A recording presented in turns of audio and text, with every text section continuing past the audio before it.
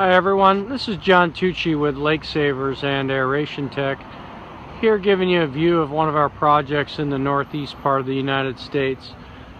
This lake actually doesn't look too bad from this distance, but it's a lake that's given us fits over the past few years and taught us a very valuable lesson about lake restoration and the limits of in-lake strategies like aeration and biological treatment, beneficial bacteria and other products that you put in the lake to try and restore the lake ecosystem.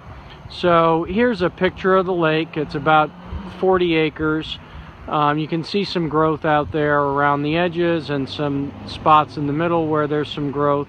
But the lake doesn't look too bad right now for this time of year in August, and for the past couple years there have been times where this lake has looked a lot worse.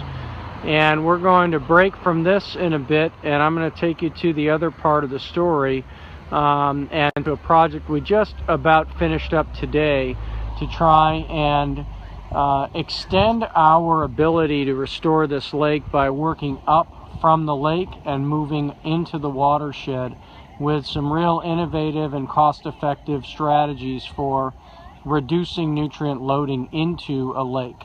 So here's the lake, and we're going to now move to showing you what we're now needing to do upland of the lake to get the results we want for once and for all on this lake. Hi everyone, we are about a quarter mile away from the lake and about 100 feet elevation above the lake that we just saw in the prior video. And what you're looking at here, most people would look at and probably not look twice. It looks like a very natural, overgrown wetland type area. It's been dry here lately, so you don't see a lot of standing water in this wetland.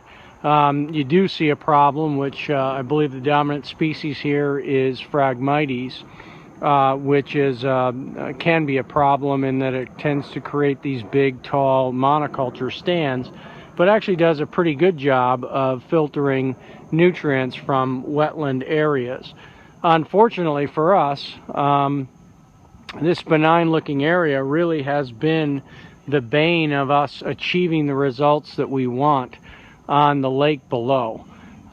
This area collects a tremendous amount of water during heavy rain events, and what is now a pretty dry and benign looking area above the lake becomes a huge source of flow and sediment and nutrients to the lake. And so in the next step we'll take you down a bit to where our treatment program begins for trying to work with this wetland and help it do a better job of filtering the nutrients and sediment before it gets to the lake. Hey everybody, we're about 50 yards further down toward the lake in this wetland area, but now you'll see something a little bit different. This is the start of our project to try and actually heal the lake by working back upland from the lake itself, and to help this wetland filter a lot more nutrient and stop the sediment from flowing down from this elevated area above the lake into the lake itself. So this is the beginning of our pre-treatment area for the lake. We call this strategy trap and treat, where we have on the ground a treatment train. Underneath the landscape barrier there is about a cubic yard, a half cubic yard of one component of our Nutrizorb material that is highly effective at filtering phosphorus and nitrogen out of flowing water.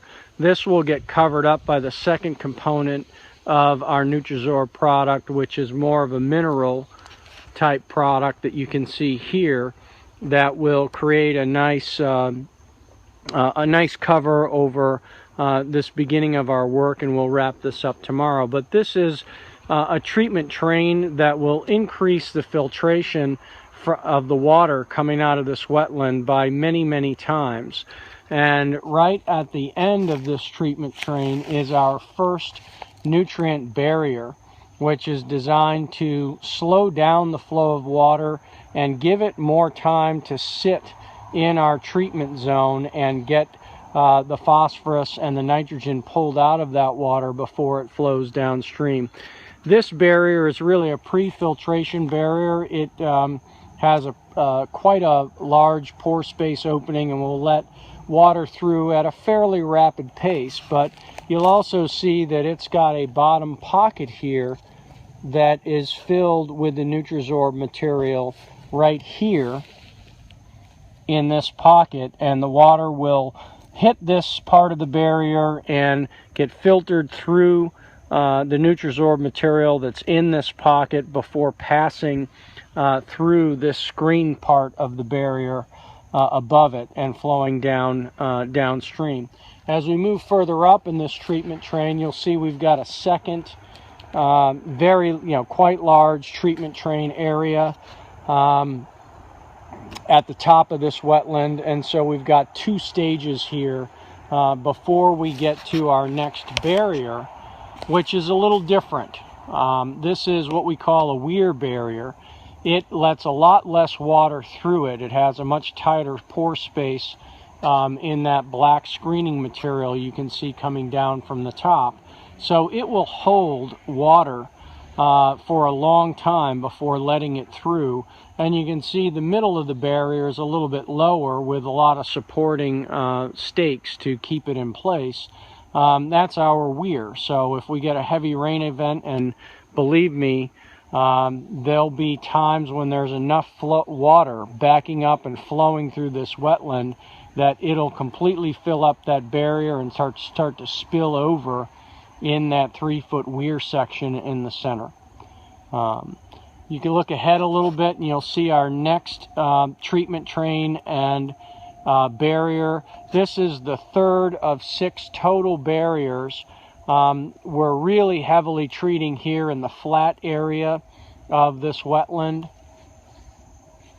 and trying to take all of the water that's going to collect in this wetland area from the surrounding region and hold it and treat it before it flows downhill. And the next section of the video will show you what we've had to deal with in terms of flow and slope and erosion in the next section of this treatment train.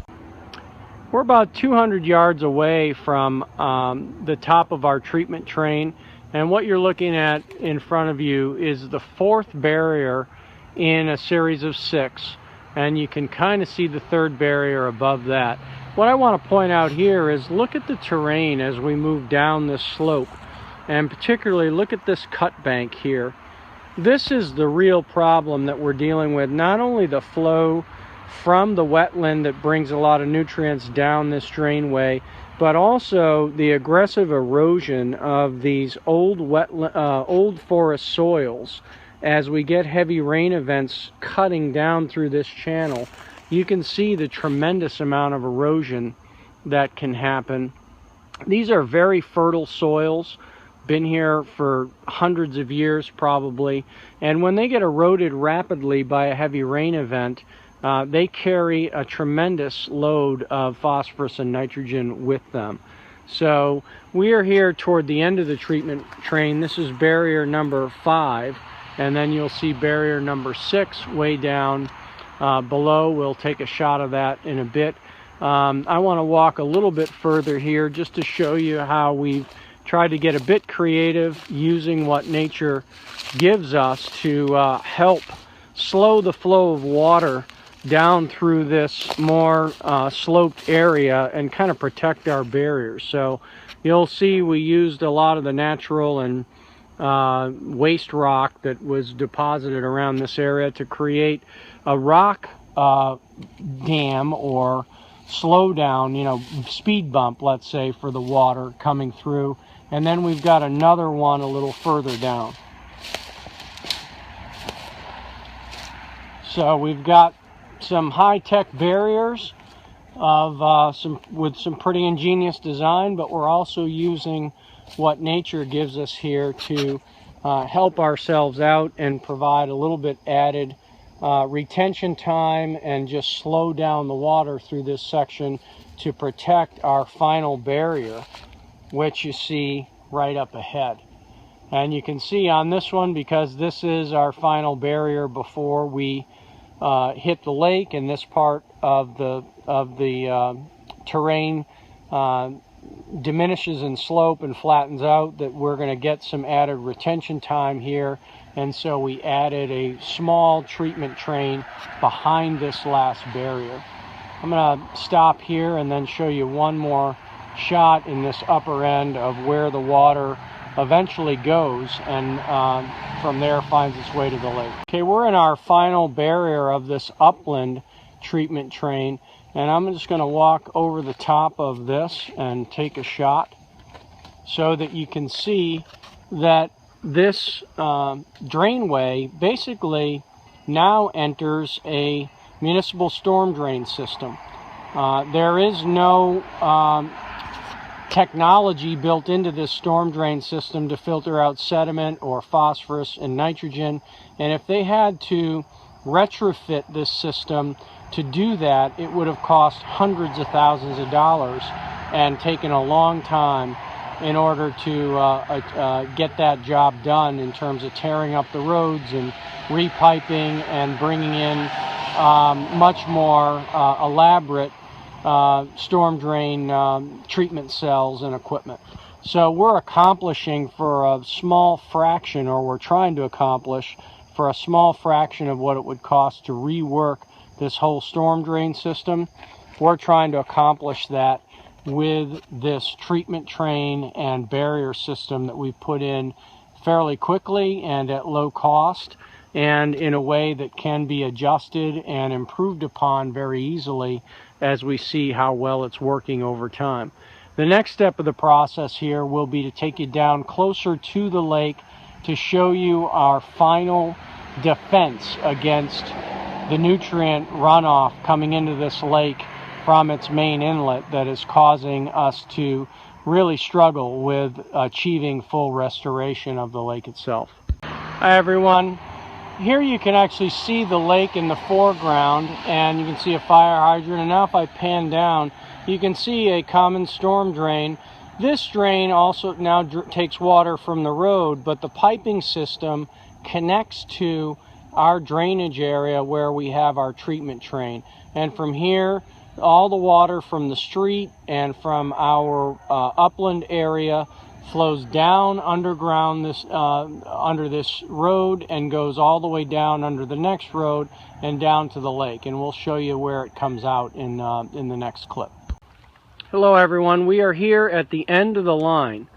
This quite old drainway that you see here is where all of the water and flow comes out from the storm drain system and the upland filtration area that we've installed our treatment trains on. This is where it comes down the big hill here from under the roads and rages out of this little drain through this drainway to the lake. And you can see in the foreground here, this is our last and most important line of defense against the nutrients and erosion that is hampering our efforts to fully restore the lake that you see in the picture. What we have here is a series of 4 nutrient reduction barriers. These will slow the flow of water, drop out the sediments, both the fines and the coarser sediments that might come down this drainway. And behind the barriers you see bags and bags of our Nutrisorb material that will filter the water as we increase the retention time in times of during rain events. You can see right now the water is quite low. That made it relatively problem-free to install this part of the system. It's also the reason why the lake looks better this time of year this year than it did the last 2 years. It's been quite dry for the last 30 days or so, so our in-lake treatment has actually had a chance to get on top of some of the growth. But without this system here, we've determined that we virtually have no chance at achieving our restoration goals for this lake. Another key point here is you can see the cut bank here on either side of this drainway very extensive erosion, and this is a wetland area like we saw above, again overtaken by Phragmites. But the real story here is the erosion of this extremely rich wetland soil. When we get a heavy rain event ripping through this drainway, it just tears tons of this wetland soil and drags it right into the lake. This barrier system will stop that from happening by filtering out the sediment that gets eroded and slowing the flow to hopefully reduce the erosion in the first place. The important thing to know about this technology as well is that this is a fairly small drainway and a reasonably small project, but this technology can be scaled up for much higher flows and much bigger waterways, and has been done successfully and effectively.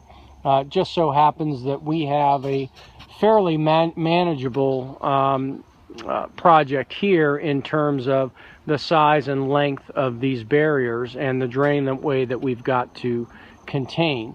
So the key summary of this whole story is that we started with in-lake treatment. We saw some results, but could never achieve our full goals or get on top of the weed and algae growth and water quality problems. We took lots of data, both in the lake and from the inputs to the lake, and determined that this whole system that we've been reviewing is the key nutrient source point for this lake. And then we literally developed and devised this strategy to contain this problem. The other key is that if this municipality had tried to address this problem with more conventional means of wetland creation, which there's really no room to expand the size of these wetlands in this area, or storm drain and stormwater retrofitting, they would have had to spend many times more money implementing those solutions, and it would have taken a long time for that to be able to happen. So in a fraction of the time and at a fraction of the cost, we've been able to implement our trap and treat strategy for this lake, and we're highly confident that this will finally get us to our restoration goals for this project. Thanks for listening. I know it's been a little bit of a long video and a long story, but really important, and a key learning here for us in that, one, sometimes just working in the lake itself is not enough, and two, you can do something about it that's cost effective and will deliver the results that you need. Thanks for listening, and we'll see you next time as we explore another interesting lake restoration project.